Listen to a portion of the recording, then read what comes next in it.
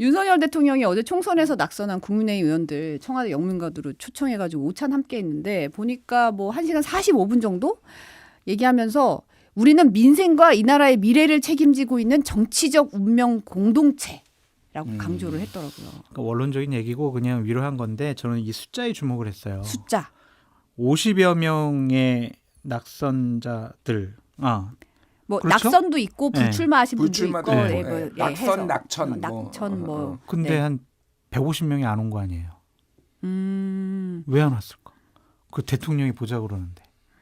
그러니까 그 부분이 지금 여권의 현 상황을 적나라하게 보여주는 것이 아니냐. 왜냐하면 뭐 낙선을 하고 또 공천을 못 받은 분들 가면은 그래도 대통령 얼굴 한번 뵈면은 그래 공공기관 좀 자리 비어 있으니까 좀 배려도 해주고 좀 이래야지.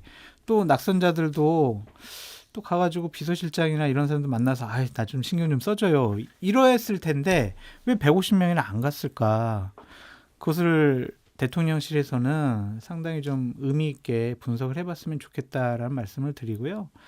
대통령께서 이렇게 낙선자들을 위로하는 자리는 좋지만 전당대회 때 또 원내대표 선거에 또 당을 장악하겠다라는 의지를 갖고 대통령실에서 개입하는 모습을 보이지 않는 것이 훨씬 더 중요하다라고 말씀드립니다.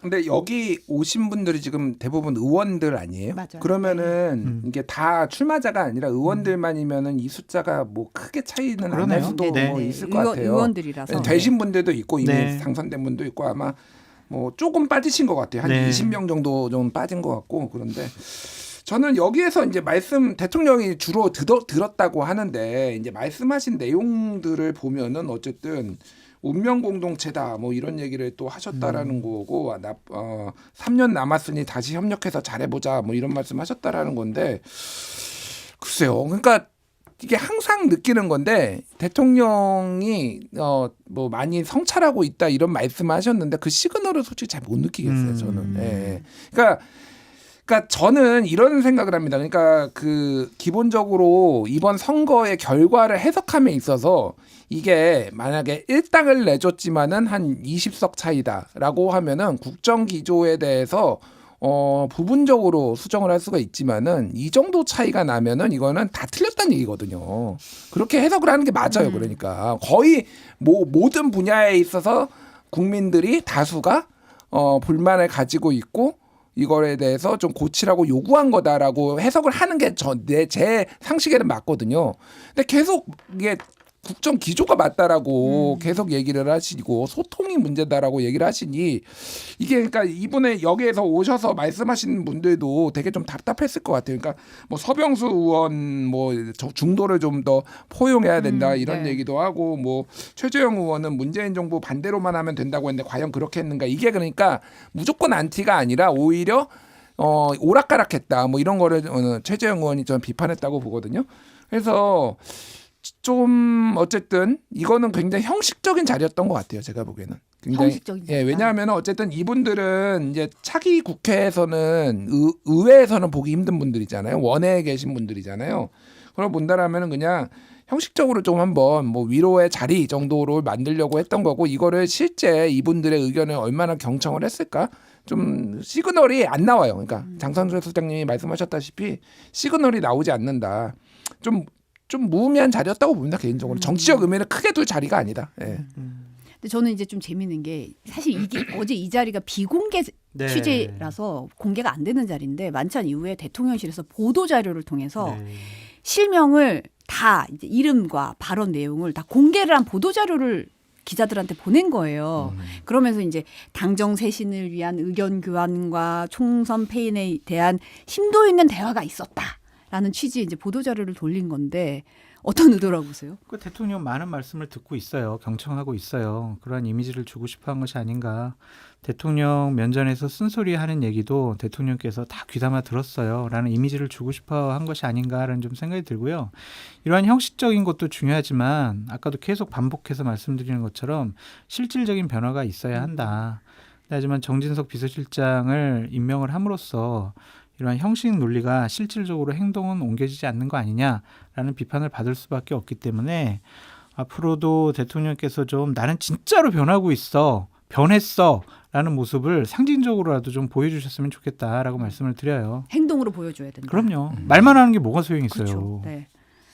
보여주. 근데 이제 정진석 비서실장 얘기가 나왔으니까 이제 어제 첫 수석 비서관회의에서 대통령실 또는 대통령실 관계자라는 이름으로 부정확한 얘기가 산발적으로 나가는 것은 바람직하지 않다. 대통령의 정치는 비서가 아닌 대통령이 하는 것이다라는 말을 했어요. 근데 뭐 경고성 발언 같은데 어떻게 보세요?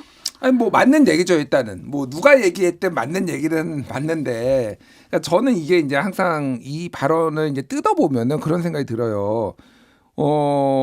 인사 라인에 있지 않은 대통령실 직원이 인사에 대해서 언급을 해서 그게 이제 박영선 뭐 양정철 그거를 지금 지칭하는 거잖아요. 그 다음 날 이제 조중동을 비롯해서 거의 많은 언론들이 비선 라인, 비공식 라인 이 얘기가 이제 들어간 거죠. 관저 정치 얘기까지 나왔죠. 관저 정치 나오고 동아일보는 이틀 연속으로 썼어요. 그러니까 비선 라인 이거 뭐 없애야 된다. 그러니까 보수 언론에서도 그렇게 우려를 하는 거고, 이거는 이제 문고리 3인방으로 이어지는 탄핵의 그림자 약간 이런 것까지 이제 약간 생각을 이제 보수 언론에서 한 거죠. 그러니까 네. 이게 난맥상으로 비춰지면 안 된다. 그래서 정진석 의원께서 그러니까 비서실장이 한 게 맞아요. 내용이 맞는데, 자 그러면은 그 비선 라인들이 누구의 얘기를 듣고 누구를 의중을 해가지고 지금 얘기가 나온 것이냐, 저는 잘 모릅니다만은 김건희 여사 얘기도 나오잖아요. 지금 김건희 여사 라인 아니야? 아니면 뭐 관저만 가면은 왜 맨날 뭐 바뀌어? 중앙일보가 관저 정치라고 맨날 쓰잖아요.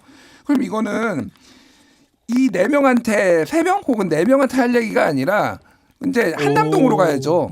한남동으로 가야 되는 거 아니에요? 그러면은? 그러니까 이게 이렇게 된다고 정말 될까? 해결이 될까? 또 이런 생각이 듭니다. 그래서 엉뚱한 데에 지금 뭐 말씀하셨다. 한남동으로 좀 말씀하셔라. 예. 왜 말을 잊지 못하세요? 위험한 발언들. 뭐가 위험해? 한남동에 많은 사람 거기에 그 알죠? 대법원장도 살고 대통령 관저 옆에 헌법재판 다 살아요 거기. 거기 국회의장도 비서실장이 다 헌법재판소장에게 다 산단 말이야. 거기. 근데 여기에 당사자들 있잖아요. 네. 뭐 3인방, 4인방 그런 얘기가 나오고 있는데, 그분들이 과연 김준일 평론가님 말씀처럼 그래 비서실장이 저렇게 얘기하니까 우리 이제 비서실장 말씀 잘 들어야지 그럴까라는 좀 생각이 들고, 실질적으로 이 대통령실의 참모진들 기강이 설라면 이분들에 대한 어떠한 일정한 정도의 인사 조치가 필요하다고 보여지거든요. 근데 가만히 놔두면은 이분들은 중요한 지금 직책을 맡고 있잖아요. 나는 뭐 비서실장보다 난 그분 말씀 들을 거야라고 하면 그때 과연 비서실장이 뭘 할 수 있겠냐고요. 그래서 별로 참 그냥 밖에다가 나 기강을 잡는 그런 비서실장이야라는 모습을 보여주고 싶어하는 하나의 행위가 아니었느냐라는 생각 듭니다. 근데 그렇게 큰 효과가 있을까라는 생각이 들어요. 왜냐하면 박근혜 정권 때 청와대 문고리 3인방 있잖아요. 어떤 힘센 비서실장 정무석이 가더라도 그 사람들 눈치를 안 볼 수가 없었어요. 그러니까 그러한 일들이 또 반복되지 않기를 바라는 마음인데 쉬워 보이진 않는다라고 말씀드립니다. 육모방망이를 이때 써야 되는 거예요. 저한테 쓰지 말고. 보수를 해치려는 사람은 머리를 이럴 때 뽀개야 되는 겁니다. 지금 정권을 해치려는 사람들 아닙니까? 저는 보수를 사랑하고 보수를 위해서 열심히 노력하고 있는 사람입니다. 아까 잠깐 이제 원내대표 얘기 잠깐 하셨는데 네, 그 얘기 네. 좀 할게요. 5월 3일이 이제 원내대표 선출입니다. 네. 국민의힘, 뭐 민주당 모두 그런데 여당에서는 지금 이철규 의원이 강력한 후보로 부상하고 있더라고요. 네. 보니까 뭐 영입 인사 중에 당선자, 낙선자 잇따라 만나고 이거 세력 구척 나선 거 아니야? 뭐 이런 얘기가 나오고 있는데 어떻게 보시나요? 만약 이철규 의원이 지금 되게 광폭 행보를 보이고 있잖아요. 윤심을 업었다. 그리고 이철규가 돼야 한다라는 익명의 여러 가지 언론 보도가 나오고 있는데, 다른 후보들이 출마를 안 하고 이철규 의원만 단독으로 출마를 하게 되면은 그냥 당연하게 그냥 이분이 되겠죠. 근데 다른 후보가 경쟁력 있는 분이 아니야 나도 그냥 원내대표 해볼래라고 나오게 되면은 이철규 의원이 원내대표 되는 게 쉬워 보이지는 않을 것 같아요. 우리가 지금 윤석열 정권 친윤 이번 총선 때 심판받았는데 친윤의 핵심을 원내대표를 우리가 뽑아? 그럼 과연 국민들이 우리 당을 어떻게 생각할까? 의원들은 당연히 이렇게 좀 생각할 수밖에 없을 것 같다라는 좀 생각이 들고, 이철규 의원이 사무총장이나 공관위원장, 인재영입위원장, 뭐 공관위원 하면서 또 많은 분들과 좀 감정이 좀 안 좋아한 부분들도 분명히 있을 거예요. 본인 사람 챙겨야 될 부분도 있을 거고 그런 거에 대한 반감도 있을 것 같아서 경쟁자가 나타나면 좀 쉬워 보이지 않는데 경쟁자가 나타나지 않는다면 사전 정지 작업을 통해서 그냥 이철규 원내대표 해라고 권력과 의원들이 밀어주는 거다. 그래서 한번 누가 원내대표 후보로 등록을 할까 그거를 좀 관심 있게 지켜보시죠.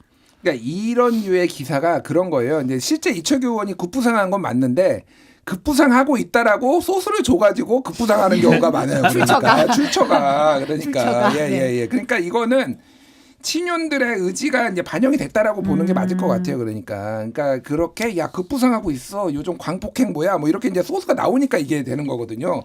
근데 이제 실제 지금 장성철 소장이 말씀하셨다시피 영남이 이번에 한 67%인가 그래요. 70% 좀 안 되는 64? 정도. 64인가? 예. 하여간 뭐 60% 그때인데 영남 의원들도 TK와 PK가 조금 온도 차이가 있다라고 합니다.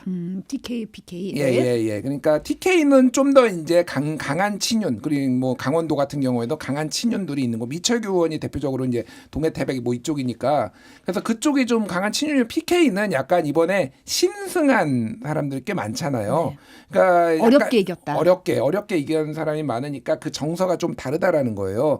그래서 예를 들면은 뭐 김도읍 의원이 약간 그 전에 약간 이름이 많이 언급됐잖아요. 김도읍이 나온다면 그러면은 수도권과 PK가 연대하면은 정말로 이길 수 있을까? 이철규가? 뭐 이런 얘기도 국민의힘 내부에서 나옵니다. 그래서 진짜 이거는 선거를 해봐야 되는 건데 어쨌든 저는 이철규가 부상하고 있다라는 게 언론에 나온 것 자체가 이제 어떤 마인드를 지금 주류들이 가지고 있는지 절대 놓치지 않을 거예요. 뭐 이런 거죠. 그러니까 권력은 절대 놓치지 않을 거예요. 이런 느낌이라고 좀 보면 될 것 같아요. 예. 그렇죠. 지금 이러면서 이제 뭐 원내대표가 친유로 간다고 치면 그러면 당대표는 비윤으로 가야 되나? 이러면서 나오는 얘기가 지금 나이 연대설이 돌고 있더라고요. 나경원, 이철규 연대설이 돌고 있는데 물론 나경원 의원은 오늘 아침 라디오에 나와서 뭐 이건 아닌데라는 생각이 든다. 뭐 그냥 웃을게요. 뭐 이런 말로 애둘러서 그래요? 이제 표현을 저거는 내용을 좀 설명을 네네네. 드리면은 그러니까 얘는 김장연대 그 전에 이제 김기현 장제원 했을 때는 김기현은 지지율이 바닥이었잖아. 낮았지. 완전 낮은데 나는 뭐 이미 약간 이런 거야. 그러니까 무슨 연대에서 내가 뭐 이철규 도움을 받아? 뭐 이건 아니지. 약간 이런 느낌이었어. 그러니까 이걸 완전하게 무슨 부정하거나 그런 느낌은 아니었어요. 제가 오늘 거기에서 바깥에서 이제 만나고 얘기도 네. 잠깐 하고 그랬거든요. 네. 뭐 전체적으로 보면은 당 대표 생각은 아직 없다라고 하지만은 가장 주목받는 거는 본인이 이거 확인해 준 거 하나가 있어요. 윤석열 대통령 만났다. 소통했다. 예, 소통했다. 얘기했어요. 예. 그게 여의도에 이제 좀 국힘에 쫙 돌았거든요. 야 화해했대. 화해설이 돌았죠. 화해했대. 야 그거를 보고 그러면은 이제 비윤이라고 분류가 됐는데 이제 나경원 의원이 정말로 비윤일까? 이런 거죠. 포장은 비윤인데 속내는 이제 친윤일 수도 있다. 그게 이제 나이 연대에 약간 그런 맥락들이 있는 거예요. 그러니까 이것도 절대 놓치지 않을 거예요. 약간 이 느낌으로 이제 보는 게 맞지 않나 그 생각이 저는 듭니다. 예. 저는 그 인터뷰에서 좀 주목됐던 거는 연판장 돌린 사람 외의 사람이랑 하려면 놀 사람이 없다, 만날 사람이 없다 이런 얘기를 하긴 했어요. 오, 완전 또 네. 너그러운 모습도 이렇게 보이시네요. 그런 맥락을 좀 이렇게 읽을 수 있는 그런 얘기를 했거든요. 네. 나경원 당선인이 당대표의 욕심은 좀 있는 것 같아요. 본인은 뭐 공식적으로는 얘기를 안 했지만 그렇게 좀 분위기를 몰고 가고 싶어 하는 것 같고 나이 연대설을 흘린 쪽은 뭐 그것도 구체적으로 얘기하면 또 뭐 그렇겠구나. 하여튼 이득을 보려고 하는 사람들이겠죠. 그런데 과연 이렇게 처음에 구도를 짜가지고 가는 것이 당선에 도움이 될 것이냐라는 부분도 봐야 될 것 같고 지금 당원 당규상 당대표 뽑는데 당원 100%잖아요. 네. 이 룰 개정이 어떻게 될 것인가도 좀 하나의 중요한 변수다라고 보여집니다. 그래서 아직은 이게 누가 출마할지도 모르고 그래서 잘 모르겠어요. 그러니까 대통령의 윤심을 업은 나경원 전 대표가 당대표가 될 가능성이 높다. 이렇게 우리가 확정적으로 분석하는 것도 조금 어려워 보이기도 하고 변수가 많은 것 같습니다. 아직까지는 그런데. 사실 지금 여기 국힘 비대위원장이 누군지도 몰라요 아직 지금. 그렇죠. 근데 이게 한참 뒤에 있어요. 전당대회를 지금 당대표 이거 선거를 예측한다라는 게 좀 너무 이르다. 그런데 어쨌든 기류는 절대 놓치지 않을 거예요. 요 컨셉이다라는 거는 우리가 읽을 수 있죠. 근데 너무 상황을 안이하게 봐요. 그러니까 네. 예를 들면은 익명의 인터뷰긴 하지만 친윤 핵심 중진 의원이 아니 뭐 비대위원장은 뭐 4호선 중에서 적당히 그냥 아무나 하면 되죠. 이게 선거 패배한 정당이 사태를 수습하려고 하는 모습인가? 너무 상황을 안이하게 본다. 그래서 참 이거 어느 민심을 회복하기가 쉬워 보이지 않는다라는 생각도 듭니다. 이 시점에서 나오는 얘기가 사실 8년 전, 네. 2016년 상황 떠올리시는 분들이 많더라고요. 아유, 이렇게 네. 보니까 이제 뭐 도로 친윤당 비판이 좀 나오면서 그 당시를 돌이켜 봤을 때 뭐 여당 참패하고 그 이후에 이제 당 대표로 이정현 홍보수석. 네, 전 홍보수석이 이제 당 대표로 선출이 되면서 이런 방향이 맞아? 이렇게 가려는 거야? 뭐 이런 얘기들이 막 나오고 있어요 지금. 선거에 패배하면 대통령은 당에 대한 그립감을 더 강하게 가져가려고 해요. 그러니까 여당이 나를 뭐 비토하거나 거부를 하거나 아니면 다른 생각을 갖고 있으면 내가 국정 운영 자체를 못하니까 한 틈도 보이지 않고 싶어 해요.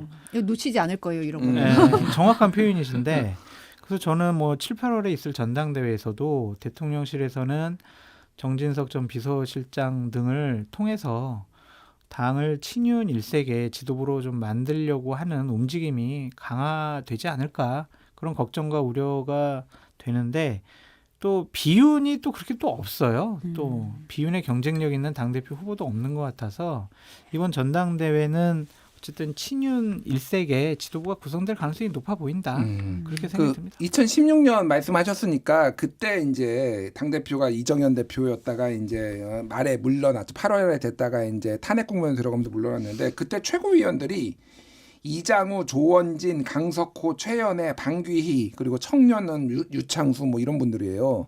그러니까 굉장히 뭐 진짜 정치 고가여층은 아실만한 이름이 한 2명 정도 있을 그러네요. 거고 네. 지금은 흔적도 없이 사라진 약간 센 친박계였는데 그 전에 사실은 그러니까 이게 장단점이 있는데 집단 지도 체제와 단일 지도 체제 그러니까 이제 최고위원회 따로 뽑는 게 이제 단일 지도 체제고 같이 차점자들이 이제 쫙 최고위원회 들어가는 게 이제 집단 지도 체제잖아요.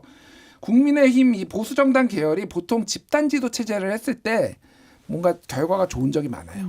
상대적으로. 예, 그러니까 이게 이제 목소리의 다양성을 좀 반영을 하는 건데 물론 이제 최고위원들끼리 싸우고 막 당대표랑 싸우고 그러면 답이 없을 수도 있지만은 지금은 국민의힘이 약간 다양성과 이런 거를 하려면은 집단 지도 체제로 가고 진짜 이름도 잘 못 들어본 이런 분들이 이제 최고위원들에 쫙 포질했을 때 이게 어떻게 될 것이냐 뭐 이런 생각을 많이 해요.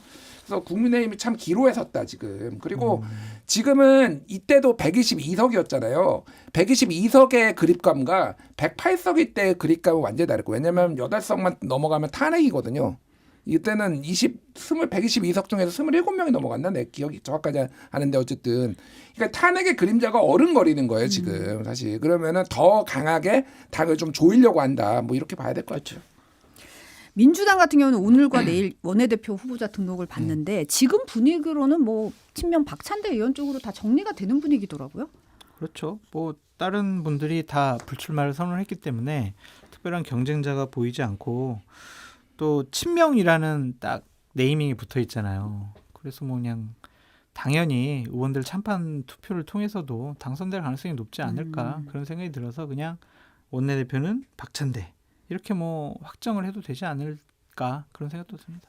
뭐 진짜 박찬대 의원은 약간 이재명 대표의 신복이에요. 정말로 회계사 출신이고 그런데 지난 대선에서도 굉장히 언론에 나와서 이를테면은 대장동 문제라든지 이런 거 엄청나게 방어도 열심히 하고 뭐 그랬던 분입니다. 그래서 박찬대 원내대표가 이제 되는 거는 저는 뭐 기정사실이고 사실 그렇게 이분이 못하리라고 보지도 않아요. 근데 저는 민주당에 계속 우려가 되는 게 이게 지금은 사실 크게 별로 티가 안 나는데 이게 이 친명 일색, 친명 원팀이 나중에 되게 부담이 될 가능성이 상당히 높아요. 예, 이게 역사를 봐도 그래요. 역사를 봐도 예를 들면은 옛날에 이회창 대표가 이제 된 다음에 김대중 정부 때 이회창 대표가 그 당을 이끌면서 그때도 본인이 다 이회창 대표가 쳐냈거든요. 공천 학살이라고 불렸던 그걸 하면서 완전히 당을 장악해가지고 완전히 이회창계로 됐는데 결국 이회창 떨어졌습니다. 대선에서.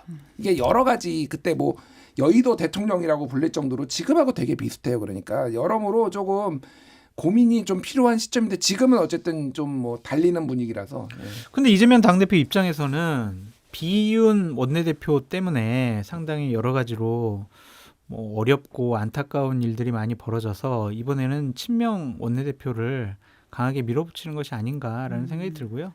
어쨌든 뭐 민주당은 완전하게 이재명 당대표에게 장악이 됐고 이재명 당대표 체제가 확고해지는 것으로 보이기 때문에 다른 이변이나 변수는 없을 것 같습니다. 근데 사실 이제 국회의장 후보 선출 놓고도 지금 좀 경쟁이 굉장히 치열한데 박지원 이제 당선자가 오늘 아침에 좀 쓴소리를 하셨더라고요. 이게 어쨌든 정치가 아니다. 뭐 나 민주당이니까 민주당 편만 들 거야. 정치가 아니다. 뭐 이런 얘기를 했는데 그리고 본인이 이제 국회의장을 한 적이 없다. 이런 얘기도 하고 했는데 어떻게 보세요? 박지원 원장 오늘 만나서 잠깐 얘기 뭐 이런저런 얘기했는데 흐름을 보겠다. 아, 흐름을 보겠다. 예, 이런 말씀하시더라고요. 나경원 당선자 같은 경우는 구도를 보겠다 이러던데. 구도를 당대표 관련해 가지고 아직 네. 이른데 구도를 보겠다라는 얘기를 했었는데. 그래서 네. 아예 생각이 없는 건 아닌 것 같아요, 진짜로. 박지원 원장도 다만 이렇게 당내에서의 의원들한테 전폭적인 지지를 받지는 않는 상황이라서 쉽지는 않으니까 뭐 여러 가지 고민이 있으실 텐데 어쨌든 지금 이게 그러니까 아까 전에 그 박찬대 의원 원내대표랑 비슷한 맥락이에요.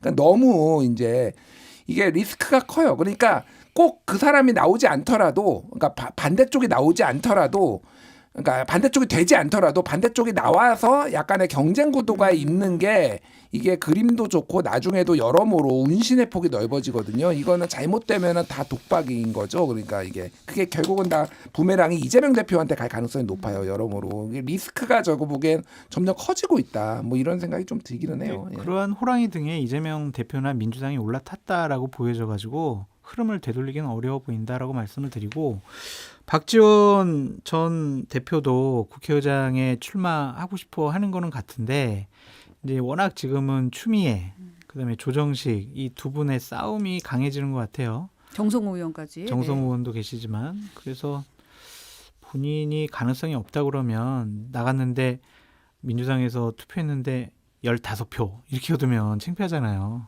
그래서 흐름을 보겠다는 얘기가 당선될 가능성이 없으면은 안 나가겠다 뭐 그런 생각이 아닐까라는 좀 생각이 듭니다. 그래서 원로로서 아주 원칙적인 얘기를 잘 하신 것 같다라는 생각이 드네요.